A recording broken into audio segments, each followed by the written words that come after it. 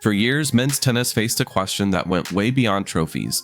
What happens to the sport's billion-dollar business once Federer, Nadal, and Djokovic are gone?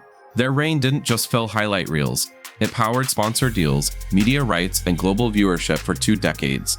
With those icons nearing retirement, tennis risked losing the attention and revenue that kept it thriving. Then, in Paris, something changed. The Alcaraz vs. Sinner final became the longest French Open men's final ever, and the second longest Grand Slam final in history. 5 hours and 29 minutes that turned a looming succession crisis into a showcase of what's next. In this video, we'll break down how this match fixed tennis's biggest business problem and set a new standard for what makes a sports product truly valuable. So what does a perfect sports product actually look like? When you break down what made the 2025 French Open final so compelling, it's clear that greatness isn't just about who lifts the trophy. It's about the spectacle created by 2 athletes operating at the absolute edge of human performance. In Paris, Alcaraz and Sinner delivered a match that didn't just test their skills, it pushed the boundaries of what's possible in tennis. Start with the raw numbers. Over 5 sets, these two exchanged a staggering 1,433 ground strokes. That's not just a stat, it's a measure of the sheer physical output required to compete at this level for nearly 5.5 hours. Every shot demanded explosive movement, split-second decision-making, and unwavering focus. The relentless pace and intensity kept viewers locked in, making it impossible to look away. Then, there's the razor-thin margin that defined the contest. In a statistical twist, Sinner actually won more total points than Alcaraz, 19-3 to 192. He outscored his opponent across the match, yet walked away without the title. This single detail highlights how tennis at the highest level is about seizing the right moments. It's not just about consistency, it's about delivering under the most intense pressure, where 1 or 2 points decide everything. The match wasn't just a test of endurance or skill, it was a showcase of what happens when 2 players refuse to back down. Both men displayed a rare blend of power, accuracy, and relentless movement, pushing each other to new heights. When asked to describe the level of play, Alcaraz called it amazing, struggling to put into words just how demanding and intense the match had been. The performance left even seasoned champions in awe. That's where the expert perspective comes in. Tennis legends like John McEnroe and Boris Becker watched the match and saw more than just a great final. They saw a new benchmark for the sport. On TNT Sports, McEnroe called it semi-crazy to say, but argued that either Alcaraz or Sinner, playing at that level, could have beaten Federer, Nadal, or Djokovic at their peak. Becker echoed this, saying the quality was exactly the level the big 3 played at. Their assessments weren't just nostalgia, they were grounded in the data and the undeniable quality on display. What makes this endorsement so powerful is that it's not just about potential. This match provided the hard evidence. It was a data-rich showcase, a 5.5-hour business case for the next era of tennis. The athleticism, the shot-making, the mental toughness, all of it stood up to the highest standards set by the sport's greatest icons. For everyone watching, from fans to executives, this was proof that the new generation is ready for the spotlight. Of course, even the most impressive product needs a narrative to make it valuable. What happened in Paris wasn't just about numbers or records, it was about the drama, the comebacks, and the missed opportunities that turn a great match into a story people want to watch again and again. And that's where the real business opportunity begins. In sports, the most valuable moments aren't just about who wins or loses. They're about how the story unfolds. Comebacks and missed opportunities are the building blocks of a narrative that keeps fans invested and sponsors interested. This French Open final had both. Delivered at maximum intensity, Carlos Alcaraz found himself down 2 sets to love against Jannik Sinner. Sinner had seized control, holding a break in the 3rd set and again in the 4th. The path to the trophy was wide open for him, just a few games from victory.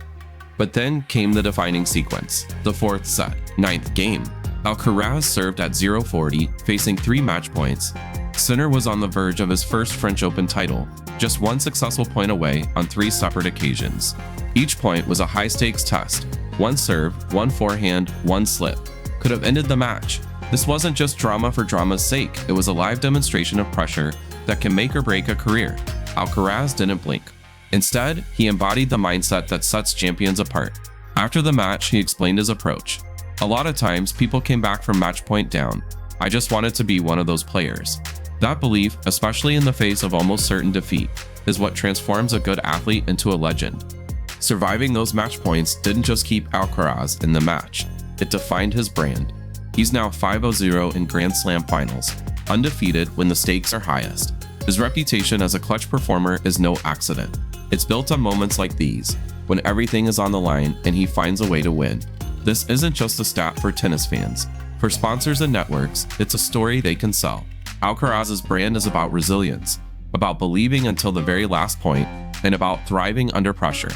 On the other side, Sinner's journey took a different turn. After the match, he didn't shy away from what happened. "Obviously this one hurts," he admitted. He listed the missed chances, break leads in the third and fourth sets, 3 match points, opportunities in the fifth. "So many chances I couldn't use." This honesty doesn't weaken his image, it sharpens it. Sinner becomes the relentless contender, the elite talent haunted by near misses, still chasing the breakthrough that will define his career. The rivalry now has a clear storyline. Alcaraz, the clutch champion who seizes the moment. Sinner, the challenger with unfinished business. This dynamic is what turns a single match into a multi-million-dollar narrative. Every future meeting between these two isn't just about rankings or trophies. It's about redemption, revenge, and the possibility of rewriting the story. With Alcaraz now holding an 8-4 head-to-head lead and having won their last 5 encounters, the stakes only get higher. Fans want to see if Sinner can finally break through. Sponsors see an opportunity to align with 2 contrasting but equally compelling archetypes. Networks see a rivalry that can anchor broadcasts and drive viewership for years. That's the real value of what happened in Paris. The drama on court didn't just decide a champion, it delivered a storyline that's ready-made for the business of sports. And when you have a narrative this strong, the financial implications quickly follow. For the sports industry, the core question always comes back to business. Does a great match actually move the needle? The exit of Federer, Nadal, and Djokovic left tennis facing a real financial test. For 2 decades, they were the sport's most reliable source of revenue, driving ticket sales, TV ratings, and sponsorships. Their dominance created a vacuum that sponsors and networks openly worried about. CNN and other outlets called it a void in the sport, and tournament organizers knew they needed a new rivalry to keep the money flowing. The Alcaraz vs Sinner French Open final gave the industry what it needed. This wasn't just 5 hours of elite tennis, it was a demonstration of a new bankable rivalry. Networks like TNT Sports didn't just score a strong broadcast, they captured a moment that generated buzz in real time.